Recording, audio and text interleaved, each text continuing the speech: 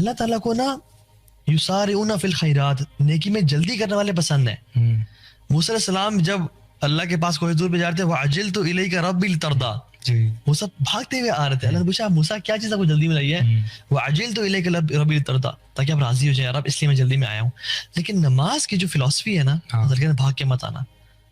सुकून से आना, ताकि जो तुम्हारा सांस है वो नमाज में ना चढ़ा हो। जब तुम मेरी तुम्हारी से प्राइवेट मीटिंग सेट हो ना, क्योंकि एक अमेजिंग हदीस में आता है, शेख उसको ना आई कैन फैथम दिस हदीस, और वो उसमें आता है कि अल्लाह सुब्हानहू व तआला ना places his blessed face in front of the face of नमाजी, और उसको एक स्पेशल, वैसे तो फोकस्ड है, अटेंशन दे रहे हैं, एक स्पेशल मकाम और फोकस देते हैं, हत्ता कि जब तक वो डिस्ट्रैक्टेड नहीं रहता। और इमेजिन, मतलब सुभान अल्लाह, एक वालिद साहब है मेरे और आपके, ठीक है, मेरे वालिद साहब कहते हैं कि तोहा यार 2-3 इंपॉर्टेंट बातें कर रहा हूँ, ये अपने वो डेथ बेड पे हैं, अल्लाह ताला हम सबको शिफा दे और आफियत साथ रखे, कि तुमने सुननी है, मेरी जिंदगी में याद रखनी है, ये मेरे आखिरी कलमात हैं। और वो जो बातें करें और मैं कहूँ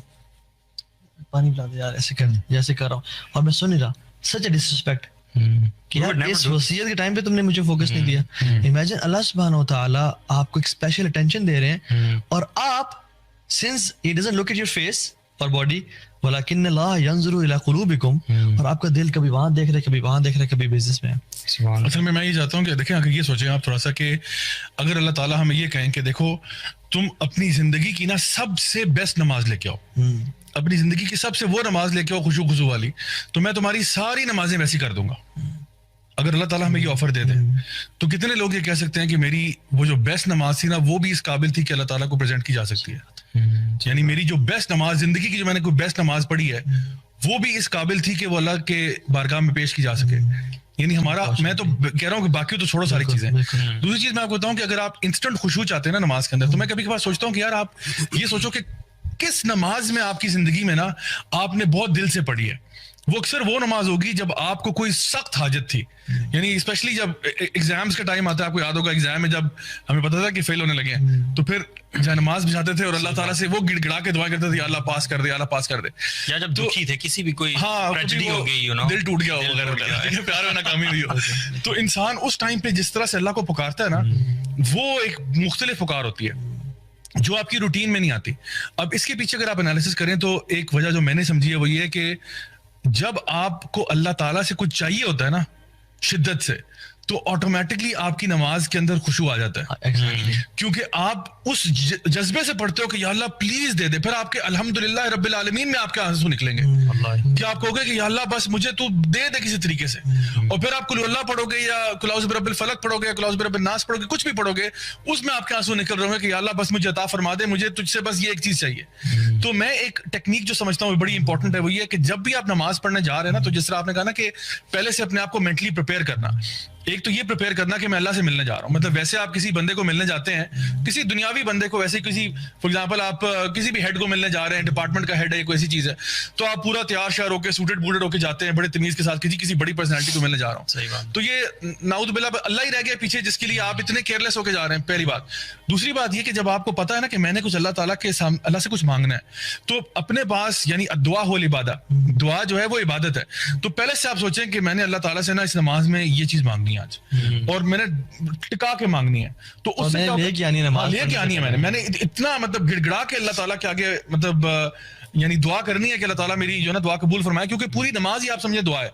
तो आप उस नमाज में जब एंटर होते हैं ना, तो फिर आपको जब पता होगा ना कि मैंने ये चीज डिमांड करनी है अल्लाह ताला से, तो मैं समझता हूँ एक तरीका जो है ना खुशू हासिल करने का वो ये है कि कॉन्शियसली गो इनटू एवरी सलाह with kind of a vision और अ व्यू कि मैंने ये अल्लाह ताला से इस दफा डिमांड करना है। सभी लोग तो नमाज में दुआ करना इसको मकरूह समझते हैं या हराम समझते हैं।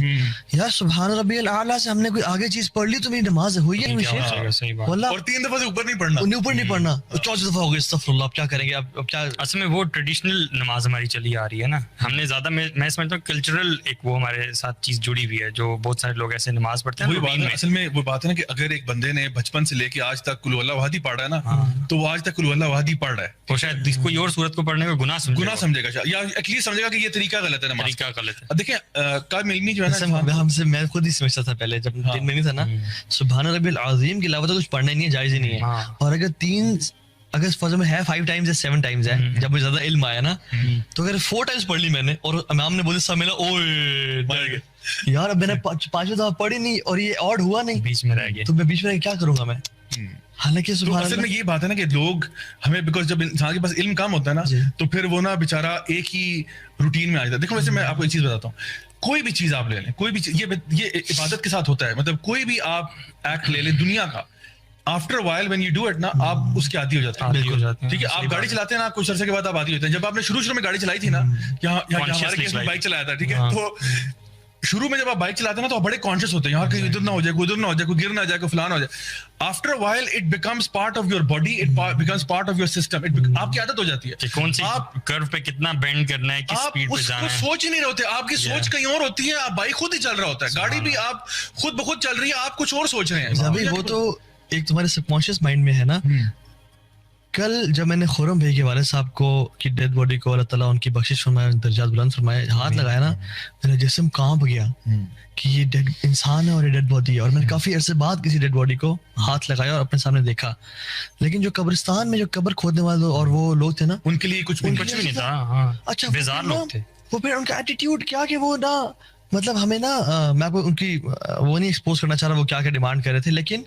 जो कब्रिस्तान वाले लोग थे, जो कब्र खुदवाने के लिए टाइम पे, सुभान अल्लाह, और उनकी एक्टिविटीज और सब कुछ देखे, दे वर डिसेंसिटाइज्ड कि यार मर्दी को आप कब्र पे रोजाना उतारते हो, तो आपका तो तकवे का वो लेवल होना चाहिए कि जो हम उस दिन फील करते हैं, लेकिन आपको तो परवाह कोई नहीं। वही बात है ना, आप कोई भी चीज बार बार करते हो ना, तो वो आपकी आदत बन जाती है। उसको मतलब उस आदत के फॉर्म से बाहर निकालने के लिए आपको कॉन्शियस एफर्ट करना पड़ता है। और ये मैं आपको बताऊं, ये हर इबादत के साथ ब्रेक द सर्कल, वो एक साइकिल आपने तोड़नी है और आपने उसमें कुछ नया लेके आना है, आपने कुछ नई चीज लानी है। या इदराक होना भी जरूरी है, इल्म होना, उसको शुड बी बैक्ड बाय सम इल्म ना, जिसको आप रिवाइज करते हो बाद। लेकिन जिस तरह आप अगर नमाज की बात करें ना, अगर आप अपने आप को ये मिशन देते हैं कि यार मैंने ना हर हफ्ते नमाज के अंदर कुछ नई सूरतें लेके आनी है, मैं वो सूरतें नहीं पढ़ूंगा जो मैं बचपन से पढ़ता आ रहा हूँ, चाहे वो कुल अल्लाह अहद हो, रब्बिल फलक हो, नास हो, कुछ भी हो, यार मैंने कोई नई सूरत पढ़नी है, बिकॉज मैं अपनी नमाज को ना खूबसूरत बनाना चाहता हूँ। मैंने कुछ नई दुआएं सीखनी है, यानी जो कि तशहुद में मैं पढ़ सकूं, जो सजदे में मैं जो ना मांग सकूं, जो रुकू में मैं मांग सकूं। I have to push myself कि यार मैंने अपनी नमाज की क्वालिटी को चेंज करना है। हर दफा मैं अल्लाह ताला के सामने वही मुंह उठा के पहुंच जाता हूँ, वही बातें कहता हूँ रिपीट पे, तो वो आदत बन जाती है। और फिर हम लोग क्या करते हैं, उस इबादत के अंदर हम ट्यून आउट कर जाते हैं। बिल्कुल। तो उस ट्यूनिंग आउट को रोकने के लिए ना, आप जब उसमें जानबूझ के सोचोगे ना कि यार मैंने आज ये सूरत पढ़नी है, मैंने अभी सीखी है, और मैं समझता हूँ कि जो बंदा भी कुरान हिफ्ज कर रहा है या इवन एक पोर्शन भी हिफ्ज कर रहा है, उसके लिए बड़ी जबरदस्त प्रैक्टिस की जगह कि नमाज में प्रैक्टिस करें। गलती से ना डरे, गलती होगी तो क्या होगा, कोई बात नहीं, वहीं पे अल्लाह अकबर करके रुकू में चले जाना, what's the big deal, right? 2-3 आयतें तो निकल ही आएंगी ना, तो ठीक है, अल्हम्दुलिल्लाह काम हो गया। सो कोशिश करनी चाहिए कि जब आप उस मोनोटनी को तोड़ो, जब तक आप उस मोनोटनी को नहीं तोड़ेंगे ना, आपके लिए नमाज के अंदर खुशू हासिल करना बड़ा मुश्किल हो जाएगा, बिकॉज आपके जिस्म, आपका दिमाग, ये बिल्कुल इस पूरे प्रोसेस का आदी हो चुका है, और फिर हम इसको बड़ा हल्का ले रहे होते हैं। हालांकि नबी करीम सल्लल्लाहु अलैहि वसल्लम की आंखों की ठंडक नमाज थी, यानी पूरे दिन में जब आप एग्जॉस्ट हो गए, आप थक गए, आप चकनाचूर हो चुके हैं, आप नमाज पढ़ते हैं और आप रिलैक्स हो जाते हैं। हम नमाज में भी रिलैक्स नहीं होते, क्यों? क्योंकि हम नमाज भी भागम दौड़ पड़